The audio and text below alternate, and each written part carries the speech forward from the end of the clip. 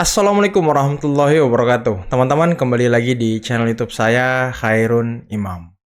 Nah, ini ada video yang sangat luar biasa menariknya untuk kita simak bersama-sama, di mana Hasto Kristianto, sekjen dari PDIP, yang beberapa hari yang lalu sudah ditetapkan sebagai tersangka oleh KPK dan sempat juga dikabarkan menghilang, akhirnya muncul dengan sebuah video pernyataan resmi, teman-teman. Dan mungkin diikuti juga dengan fitnah-fitnah baru terhadap Pak Jokowi.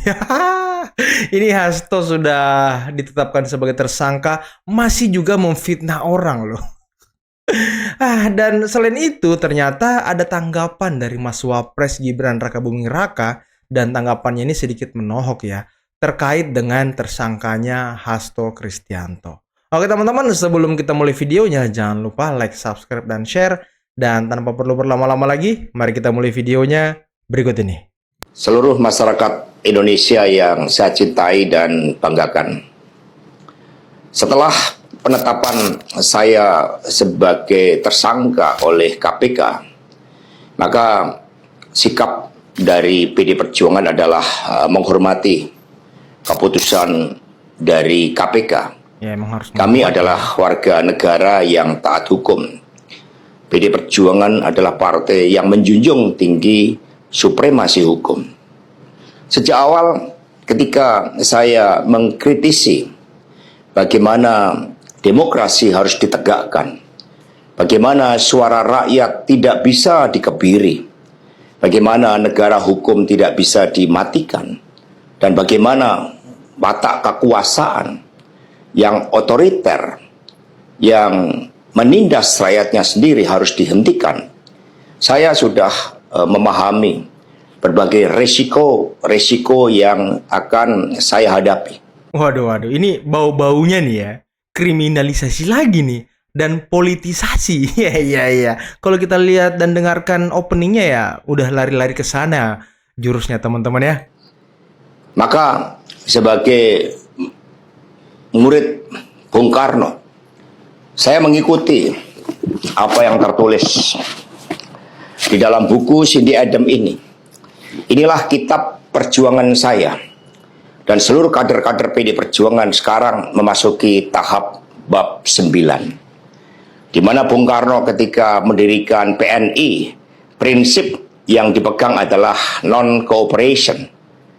Demi cita-cita Indonesia merdeka, demi rakyat berdaulat, bisa berserikat, berkumpul, dan menyampaikan pendapatnya, maka penjara pun adalah suatu jalan dan bagian dari pengorbanan terhadap cita-cita. Iya, tapi bukan kasus korupsi dan penyuapan, Pak. Itulah nilai-nilai yang diperjuangkan oleh seluruh kader PD Perjuangan. Ketika muncul berbagai intimidasi, agar tidak dilakukan pemecatan terhadap sosok yang memiliki ambisi kekuasaan sehingga konstitusi pun sepertinya mau dilanggar. Waduh. Dengan perpanjangan masa jabatan 3 periode. Waduh, jurus 3 periode muncul lagi teman-teman ya. Padahal Ibu Puan sudah mengatakan bahwa dia nggak pernah dengar tuh Pak Jokowi meminta kepada Ibu Mega untuk perpanjangan masa jabatan. Kok jurus ini masih dipakai gitu? Ataupun perpanjangan masa jabatan itu. Maka demi konstitusi, Ibu Mega kokoh berdiri menjaga demokrasi. Dan ketika aparat penegak hukum digunakan dengan segala cara untuk melakukan intimidasi, sumber-sumber daya negara digunakan demi kepentingan politik praktis, maka pilihan untuk menghadapi tembok tebal kekuasaan itu wajib dilakukan oleh kader-kader PDI Perjuangan. Waduh, mungkin PDIP dan Hasto lupa ya. Dan mungkin kader-kader PDIP lainnya lupa kalau mereka ketika masih bersama Pak Jokowi, mereka itu banyak melaporkan orang-orang yang mengkritik Pak Jokowi. Bukan Pak Jokowinya yang melaporkan, malah mereka teman-teman. Terakhir, kalau kalian ingat, PDIP itu melaporkan Rocky Gerung ke polisi karena menghina Pak Jokowi. Tapi ketika mereka berseberangan, laporannya dicabut. Karena itulah nilai-nilai yang kami perjuangkan, nilai-nilai demokrasi, nilai-nilai kedaulatan rakyat, dan bagaimana membangun supremasi hukum, hukum yang berkeadilan. Untuk itu, kami tidak akan pernah menyerah.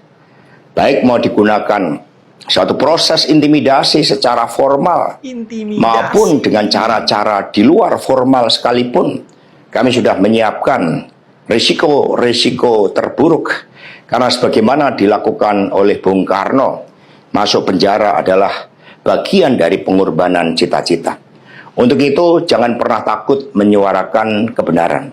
Tapi ya masuk penjaranya bukan karena kasus penyuapan dan korupsi Harun Masiku juga ya kan. Dan kalian ingat nggak? Kemarin Bapak Novel Baswedan sudah mengatakan bahwa usulan untuk mentersangkakan Hasto itu sejak 2020 apa 2021 gitu teman-teman ya. Tapi ketua KPK waktu itu tidak mau. Dan kalian tahu siapa ketua KPK waktu itu? Iya betul, Firly Bahuri. Waduh, tahu kan Firly Bahuri siapa teman-teman? Kita jaga Partai Demokrasi Indonesia Perjuangan. Kita jaga marwah dari Ketua Umum PD Perjuangan dari berbagai upaya-upaya yang ingin merongrong marwah dan kewibawaan partai hanya karena ambisi kekuasaan. Kita adalah partai yang sah. Karena itulah sebagaimana kata para kader PNI ketika menghadapi hukuman gantung di Ciamis hanya gara-gara memegikkan salam merdeka, merdeka, merdeka pada masa Belanda, maka mereka menuju tiang gantungan dengan mulut tersenyum dan kepala tegak. Ini beda kasus. Mereka ini pejuang bangsa dan kemerdekaan ya kan. Kalau Hasto pejuang apa teman-teman? Mari, demi perjuangan terhadap cita-cita, demi nilai-nilai yang kita perjuangkan, risiko apapun siap kita hadapi dengan kepala tegak dan mulut tersenyum. Terima kasih. Merdeka! Merdeka! Sudah tersangka gimana tanggapannya? Hasto kan tersangka juga. Kenapa ya yang ditanyakan saya ya? Tanya ke KPK. Nggak ada kaitannya ya. Tanya ke KPK. makan bergizi. Tanya ke KPK ya nggak ada kaitannya. Aduh. Luar biasa Mas Wapres ya. Tapi gini teman-teman ya, sepertinya para pembenci Pak Jokowi, pembenci Mas Gibran, pembenci Bobi, sepertinya mereka ini pusing loh menyerang keluarga Pak Jokowi karena mereka tidak pernah mau menanggapi teman-teman. Mau nama Pak Jokowi dan Mas Gibran disebut-sebut sebagai apa ya? Diktator, disebut sebagai anak haram demokrasi dan segala macam, disebut sebagai haus kekuasaan, tapi beliau-beliau ini tidak pernah mau menanggapi, dan sepertinya itulah yang membuat para pembenci ini meradang teman-teman. Saya kira psikis Ibu Mega ini memang ada masalah saya kira ya belakangan ini ya, dengan begitu banyaknya kekecewaan, bubarnya berbagai atau berantakannya rencana-rencana transisional yang sudah dirancang. Jadi ini bukan pilihan yang mudah. Nah, apakah akan terus memainkan narasi-narasi sebagaimana yang dimainkan oleh Hasto dengan adanya fakta sprindik hari ini? Saya kira sedikit banyak akan membuat beliau berpikir ulang, merenung bahwa dari sisi pemerintah, dari sisi koalisi, itu juga bukan berarti bisa Anda pandang enteng ya. Dan barangkali ini membuka peluang dengan outnya Hasto, membuka peluang bagi Puan untuk bisa lebih menyajikan paparan atau pikirannya tanpa ada gangguan atau distorsi dari anak tertua ini. Komisi Pemberantasan Korupsi atau KPK resmi menetapkan Sekretaris Jenderal atau Sekjen PDI Perjuangan, Hasto Kristianto sebagai tersangka dalam kasus suap yang melibatkan Harun Masiku, mantan calon anggota legislatif dari PDIP. Salah satu topik yang ramai diperbincangkan di X adalah hilangnya foto Hasto dari laman resmi PDIP yang menampilkan struktur pengurus DPP. Wow, foto Saat ditelusuri oleh Kompas.com, memang benar foto Hasto tidak lagi terlihat di laman tersebut. Hilang dari PDI kan. Berdasarkan pantauan Kompas.com pada Selasa 24 Desember 2024 pukul 22.30 waktu Indonesia Barat, hanya foto Hasto yang hilang dari laman tersebut. Adapun nama dan jabatannya masih tercantum di antara Ketua Umum PDIP Megawati Soekarno Putri dan Wakil Sekjen Bidang Internal Utut Adianto. Hilangnya foto Hasto di laman struktur pengurus DPP PDIP pun memunculkan banyak spekulasi terkait posisinya sebagai Sekjen PDIP usai ditetapkan menjadi tersangka oleh KPK. Saat dihubungi Kompas.com, Ketua DPP Bidang Pemerintahan dan Otonomi Daerah Ganjar Pranowo menolak memberikan komentar terkait hilangnya foto Hasto di website PDIP itu. Ganjar juga tidak memberikan jawaban ketika ditanya apakah raibnya foto Hasto mengindikasikan pergantian jabatan Sekjen PDIP. Dia hanya mengatakan partainya bakal memberikan keterangan resmi menyikapi penetapan Hasto sebagai tersangka.